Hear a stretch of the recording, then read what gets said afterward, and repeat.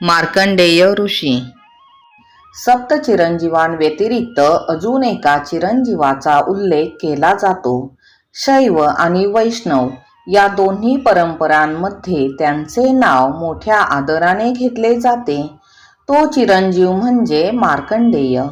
मृकंड अथवा मृकंडू नामक ऋषींनी अपत्यप्राप्ती व्हावी याकरता घोर शिवाराधना केली. प्रसन्न झालेल्या शंकराने अपत्य देऊ केले, परंतु असे सांगितले की दीर्घायुषी पुत्र असल्यास तो मूर्ख असेल आणि बुद्धिमान पुत्र हवा असेल तर तो अल्पायुषी होईल. ऋषींनी अल्पायुषी असेल तरी चालेल, परंतु हुशार मुलगा होईल असा वर मागून घेतला. पुढे केवळ 16 वर्षांचे आयुष्य लाभलेल्या पुत्राचा लाभ त्यांना झाला. मृकंडाचा मुलगा म्हणून मार्कंडेय या नावाने तो प्रसिद्ध झाला. वडिलांनी लहानपणीच त्याला अल्पायुषी असल्याची कल्पना दिली आणि शिवाराधना करण्यास सांगितले. त्यानुसार मार्कंडेयाने सर्व काळ शिवपूजनात घालविण्यास प्रारंभ केला. पुढे 16व्या वर्षी मृत्यू समय आला असता यमदूत मार्कंडेयाचे प्राण हरण करण्याकरता आले. शिवलिंग छातीशी धरून शिवस्मरण करणाऱ्या मार्कंडेयापर्यंत त्यांचे पाश पोहोचेनात.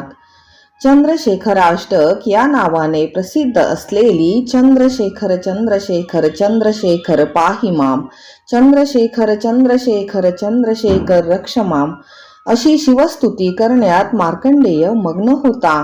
शेवटी यम स्वतः मार्कंडेयासमोर उपस्थित झाला आणि त्याने पाश टाकला.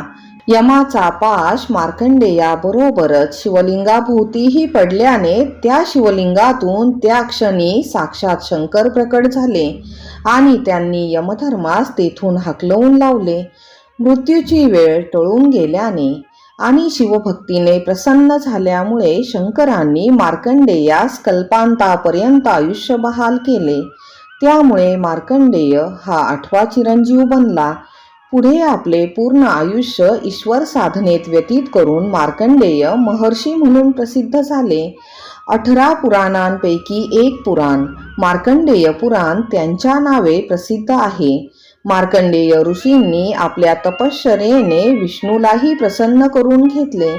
विष्णूने त्यांना वर मागण्यास सांगितले असता मार्कंडेयांनी त्यांना कोणतीही ऐहिक इच्छा नसल्याचे सांगितले. चिरंजीवाला देखील प्रलयापर्यंतचेच आयुष्य मिळत असल्याने प्रलयामध्ये आपणही नष्ट होणार याचे भान महर्षींना होते. त्यांनी विष्णूकडे आपल्याला प्रलय पाहायला मिळावा असा वर मागितला. तो विष्णूने आनंदाने दिला. पुढे एकदा आपल्या पर्णकुटीत ध्यान करणाऱ्या मार्कंडेयांना अचानक प्रलय काळाचा ध्वनी ऐकू आला. ते बाहेर येऊन बघतात तो सर्वत्र हाहाकार माजलेला होता. हळूहळू महर्षींची कुटीच नव्हे तर आसपासची झाडे आणि पर्वत देखील पाण्याखाली गेले.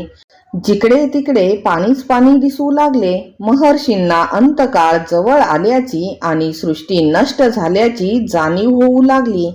तेवढ्यात त्यांना एक छोटेसे वडाचे पान त्या अथांग पाण्यावर तरंगत येताना दिसले. त्या पानावर आपल्या पायाचा अंगठा हाताने पकडून तोंडात घालणारे एक अर्भक होते. एवढ्या प्रलयातून इतक्या छोट्याशा पानावर विसावलेले बाळ वाचलेच कसे या विचाराने महर्षी आश्चर्यचकित झाले आणि त्याच क्षणी विष्णूच बालमुकुंद रूपात आपल्या समोर आल्याचा दृष्टांत त्यांना झाला. अतिशय भावविभोर अवस्थेत डोळे मिटून त्या मनोहर दृश्याचे ध्यान करणाऱ्या मार्कंडेयांच्या मुखातून करारविंदेन परारविंदम हे बालमुकुंदाष्टक बाहेर पडले.